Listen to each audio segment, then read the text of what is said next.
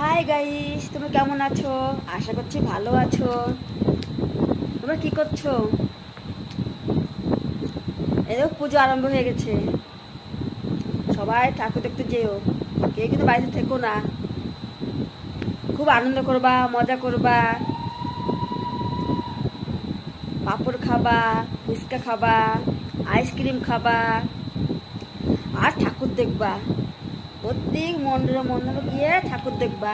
ঠিক আছে, tata, by. তোমার লাইফ। তোমরা কেমন আছো? আশা করি সবাই ভালো আছে। তোমরা বাড়িতে থাকো না, তোমরা ঠাকুর দেখতে যাও।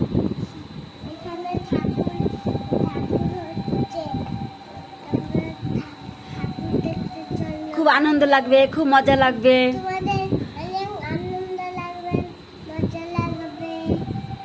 পাঁপড় ভাজা খাবা, ফুচকা খাবা, আইসক্রিম খাবা।